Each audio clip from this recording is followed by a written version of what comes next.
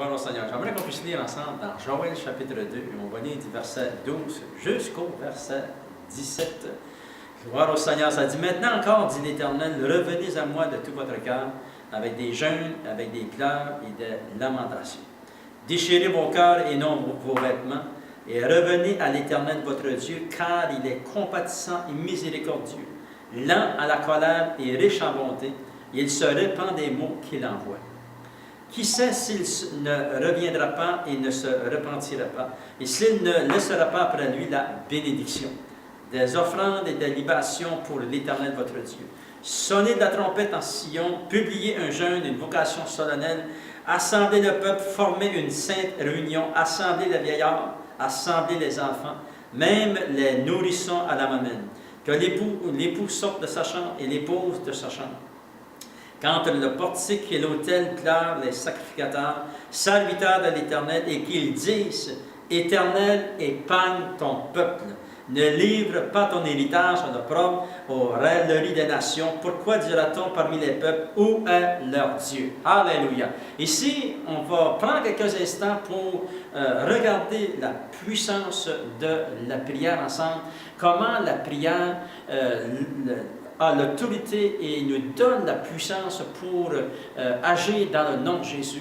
Et c'est vraiment important pour nous, comme enfants de Dieu, de rechercher la volonté de Dieu et aussi d'apprendre les révélations concernant la puissance que nous avons de prier, de chercher la face de Dieu, mais aussi d'avancer avec assurance devant le trône de notre Dieu. Et ici, dans Joël, comme vous avez remarqué, c'est que Dieu invite tous les enfants de Dieu, l'Église invite les familles à se réunir, à s'assembler dans l'assemblée de Dieu, dans le sanctuaire de l'Éternel Dieu, même les enfants, les nourrissons, ça dit dans la parole de Dieu, et puis de répandre nos cœurs devant l'Éternel, alléluia, afin que nous puissions découvrir la puissance que nous avons de la puissance de la prière. Nous voyons ici quelque chose de vraiment important. Et lorsque nous le lisons au verset 17, j'aimerais qu'on puisse le relire ensemble. Et ça dit, qu'entre le portique et l'autel pleurent les sacrificateurs, serviteurs de l'Éternel. Et ici, nous savons que ce verset nous parle de la puissance de la prière. Lorsque nous prions, que nous sommes dans la maison de Dieu, ou lorsque nous sommes dans notre chambre et que nous prions, nous prenons un temps pour prier, chercher la face de Dieu. Et ça dit ici, et qu'ils disent, Éternel, épargne ton peuple. Alléluia. Et nous voyons ici que ça dit, Éternel, épargne ton peuple. Nous voyons un résultat très important de la puissance de la prière. La prière amène Dieu à agir en notre faveur et Dieu annule le jugement. Parce qu'ici, nous savons qu'il y avait un jugement qui avait été envoyé, et puis ça dit dans la parole de Dieu, « Éternel, épargne ton peuple ». Vous vous souvenez d'avoir lu dans Genèse, c'est chapitre 18, verset 21 jusqu'au verset 33, et ça dit que ça parle de la prière qu'Abraham a fait pour Lot.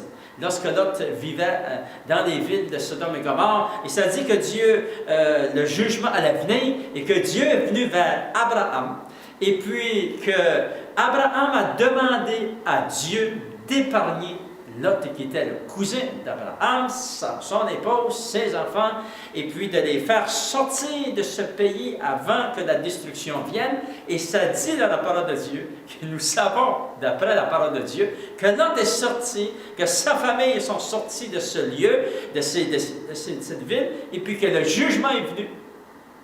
Et nous découvrons dans la parole de Dieu que Dieu a épargné Lot à cause de la prière d'Abraham. Dieu dit, je me suis souvenu de la prière d'Abraham, son serviteur. Alléluia.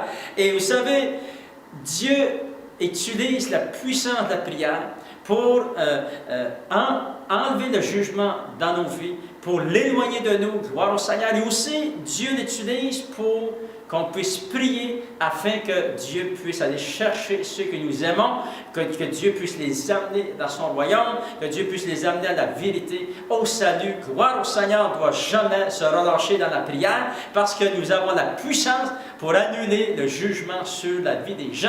Et puis nous devons prier sans cesse. Il est dit dans la parole de Dieu. Je vous le répète, la parole de Dieu dit, priez, priez et priez afin, parce qu'il y a de la puissance dans la prière. Abraham a annulé le jugement sur la vie de Lot, et nous avons la même puissance dans la parole de Dieu. Il est dit, épargne le peuple, Seigneur. Alléluia.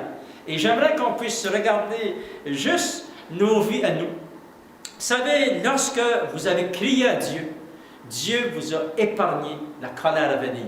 Dieu vous a éloigné le jugement de vous. Pourquoi? Parce que Christ est mort à la croix de Golgotha. C'est lui qui a payé le prix à Golgotha afin que nous puissions avoir la paix avec Dieu. Alléluia. Je me souviens du jour où j'ai crié à Dieu. Dieu a éloigné le jugement de ma vie.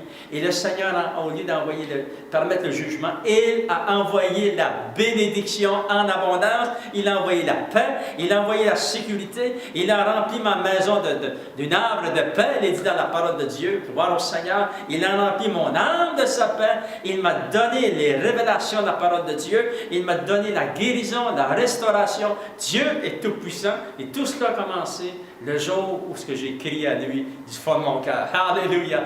Et lorsque nous crions à lui du fond de notre cœur, Dieu entend toujours les prières qui viennent de notre cœur.